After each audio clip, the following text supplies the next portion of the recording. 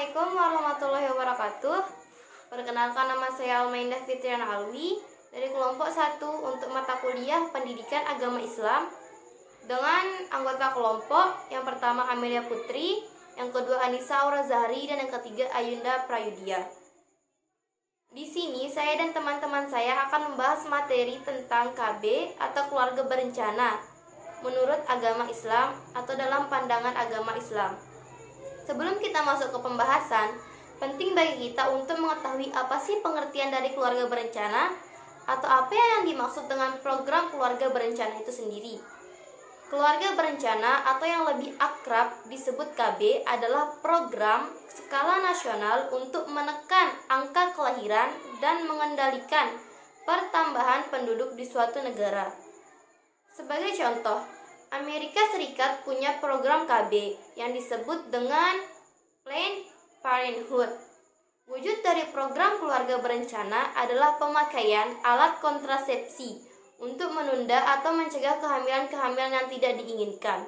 Berikut alat kontrasepsi yang paling sering digunakan, yakni yang pertama kondom, yang kedua pil KB, yang ketiga IUD, yang keempat suntik, yang kelima KB implan atau susuk, yang keenam vasektomi, dan tubektomi atau KB permanen.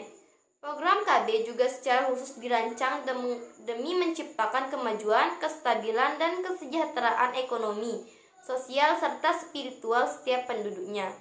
Program KB di Indonesia diatur dalam Undang-Undang Nomor 10 Tahun 1992 yang dijalankan dan diawasi oleh Badan Kependudukan dan Keluarga Berencana Nasional atau BKKBN.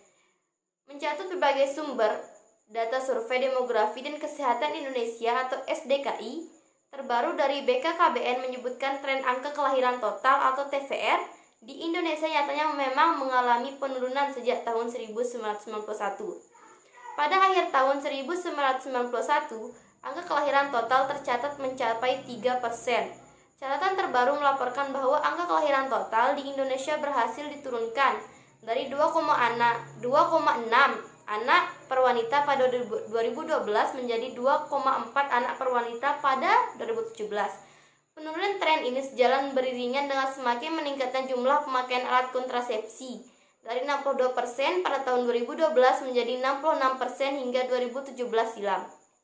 Namun meski angka total kelahiran dinyatakan menurun, angka tersebut diakui oleh BKKBN belum mencapai sasaran Renstra atau rencana strategis yang bertujuan untuk menurunkan TVR hingga 2,28 anak per wanita. Itulah kenapa pemerintah berencana untuk kembali melanjutkan kampanye program keluarga berencana demi mencapai target tersebut pada akhir 2019 dan pada 2021 ini. Untuk materi selanjutnya, teman saya akan melanjutkan. Waktu dan tempat dipersilahkan. Assalamualaikum warahmatullahi wabarakatuh. Saya Amelia Putri dari kelompok 1. Saya akan menjelaskan macam-macam KB. Yang pertama, pil KB. Pil KB merupakan alat kontrasepsi yang umum digunakan yang terdiri dari 21 sampai dengan 35 tablet yang harus dikonsumsi dalam satu siklus atau secara berkelanjutan. Yang kedua, kondom pria. Kondom pria umumnya digunakan untuk mencegah kehamilan, yang terbuat dari bahan lateks dan bekerja dengan cara menghalangi sperma masuk ke vagina dan mencapai sel telur. Yang ketiga, suntik KB. Suntik KB merupakan alat kontrasepsi yang mengandung hormon progestin dan mampu menghentikan terjadinya ovulasi. Adapun jenis suntik KB yaitu suntik KB 3 bulan dan 1 bulan. Yang keempat, implan. KB implan atau susuk merupakan alat kontrasepsi berukuran kecil dan berbentuk seperti batang korek api yang bekerja dengan cara mengeluarkan hormon progestin secara perlahan yang berfungsi mencegah kehamilan selama 3 tahun. Alat kontrasepsi ini digunakan dengan cara dimasukkan di bagian bawah kulit, biasanya lengan bagian atas. Yang kelima, IUD atau intrauterine device merupakan alat kontrasepsi berbahan plastik dan berbentuk menyerupai huruf T yang diletakkan di dalam rahim untuk mencegah kehamilan dengan cara menghalau sperma agar tidak membuahi sel telur.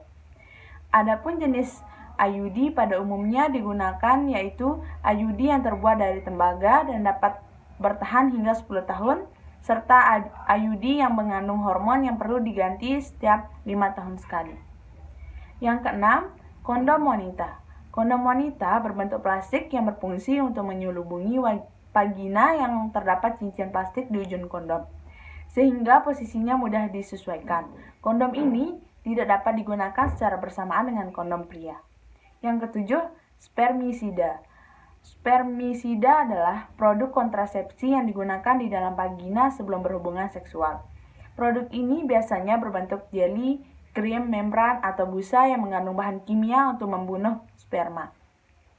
Yang kedelapan, diafragma merupakan alat kontrasepsi yang terbuat dari karet berbentuk kubah. Alat ini ditempatkan di mulut rahim sebelum berhubungan seksual dan umumnya digunakan bersama dengan spermisida. Yang kesembilan, cervical cup. Cervical cup berbentuk seperti diafragma, umumnya digunakan bersama dengan spermisida dan berfungsi untuk menutup jalan sperma masuk ke rahim. Yang ke-10, KB permanen.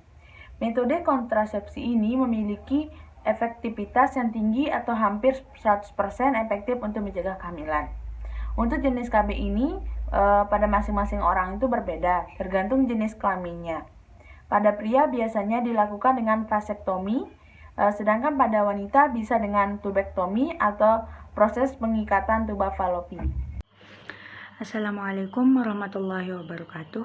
Perkenalkan, nama saya Anissa Warzari dari kelas B kelompok 1 Prodi D3 Kebidanan jurusan Kebidanan. Di sini saya akan melanjutkan penjelasan dari anggota kelompok saya mengenai pandangan Islam memandang program keluarga berencana atau KB. Program KB dibuat untuk menciptakan kemajuan, kestabilan, kesetaraan, dan kesejahteraan ekonomi, sosial, dan spiritual penduduk. Menurut pandangan medis, program KB ini sendiri memiliki beberapa keuntungan. Di antaranya memiliki keuntungan bagi kesehatan ibu dan bukan hanya untuk ibu saja, melainkan anggota keluarga lainnya seperti ayah dan anak-anak yang sudah dilahirkan terlebih dahulu. Lalu muncullah pertanyaan, kenapa kebanyakan orang melakukan program KB? Karena beberapa orang atau kebanyakan orang menganggap bahwa mempunyai anak juga bisa atau dapat merepotkan mereka. Di samping itu juga karena sulitnya mencari pekerjaan menjadi salah satu alasan mereka menjalankan program KB, karena bagi mereka mempunyai anak membutuhkan biaya yang sangat besar. Lalu bagaimanakah hukum KB dalam Islam? Jadi menentukan halal dan haramnya program KB ini sendiri dalam Islam harus ada keterangan yang jelas dan yang bisa dipertanggungjawabkan. Para ulama memiliki pandangan bahwa mengikuti program keluarga berencana ini adalah hukumnya haram jika tujuannya untuk mencegah kehamilan. Karena Allah Subhanahu wa Ta'ala memerintahkan bagi para perempuan untuk memiliki keturunan yang banyak dan kuat untuk Islam. Jangan sampai karena menjalankan program KB tujuannya untuk mencegah kelahiran dan karena adanya faktor ekonomi. Karena Allah Subhanahu wa Ta'ala berfirman dalam surah Al-Isra ayat 31, dan janganlah kamu membunuh anak-anakmu karena takut kemiskinan. Kamilah yang akan memberikan rezeki kepada mereka dan juga kepadamu. Jadi dapat disimpulkan bahwa program KB dinyatakan haram jika tujuannya bukan untuk kemaslahatan dan keselamatan ibu. Bisa juga dinyatakan halal jika berorientasi pada kesehatan dan kesejahteraan ibu. Sekian dari saya. Wassalamualaikum warahmatullahi wabarakatuh. Assalamualaikum warahmatullahi wabarakatuh. Perkenalkan, nama saya Ayunda Prahyudia dari kelas B tingkat 1 semester 1 kelompok 1. Baiklah, saya akan membacakan materi kelompok saya tentang KB. Baiklah, saya akan membacakan materi dari kelompok kami tentang KB. 1. Mencegah kehamilan yang tidak diinginkan. Di Indonesia ada sekitar 20% insiden kebobolan hamil, yaitu kehamilan yang tidak direncanakan atau tidak diinginkan. Dari total jumlah kehamilan yang tercatat pada populasi pasangan menikah, ada berbagai risiko komplikasi kesehatan yang mungkin terjadi akibat kehamilan yang tidak diinginkan, baik itu sang ibu sendiri maupun jabang bayinya.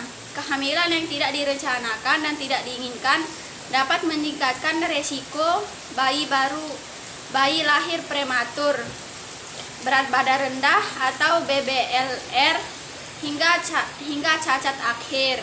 Yang kedua, mengurangi risiko aborsi. Kehamilan tidak diinginkan sangat beresiko meningkatkan angka aborsi ilegal yang bisa berakibat fatal. Yang ketiga, menurunkan angka kematian ibu. Merencanakan kapan waktu yang tepat untuk hamil dan punya anak nyatanya menguntungkan buat kesehatan wanita. Kehamilan tidak diinginkan dan direncanakan dapat memperbesar peluang risiko berbagai komplikasi kehamilan dan melahirkan, termasuk kematian ibu. Yang keempat, mengurangi angka kematian pada bayi. Wanita yang hamil dan melahirkan di usia dini beresiko lebih tinggi melahirkan bayi prematur. Bayi prematur lahir dengan berat badan rendah dan kekurangan gizi. Berbagai laporan bahkan mengatakan bahwa bayi yang dilahirkan oleh perempuan berusia sangat belia memiliki risiko kematian dini lebih tinggi daripada ibu yang lebih tua. 5. Membantu mencegah HIV atau AIDS. Salah satu metode kontrasepsi yang umum dan paling mudah ditemukan adalah kondom. Kontrasepsi ini Anda temukan dengan mudah di setiap minimarket dan toko swalayan. Yang keenam, menjaga kesehatan keluarga. Melalui program keluarga berencana, Anda dan pasangan Anda bisa menentukan sendiri kapan waktu yang tepat untuk memiliki momongan. Dengan begitu, Anda berdua bisa mempersiapkan hamil secara fisik, finansial, dan mental dengan lebih baik. Program keluarga berencana juga dapat membantu Anda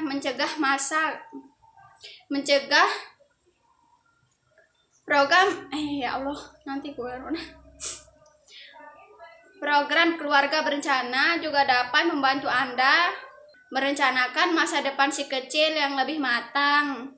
Nah, persiapan yang matang ini tentu akan memengaruhi kondisi psikologis Anda sekeluarga. Baik, hanya inilah yang bisa saya sampaikan. Selebihnya mohon maaf. Wassalamualaikum warahmatullahi wabarakatuh.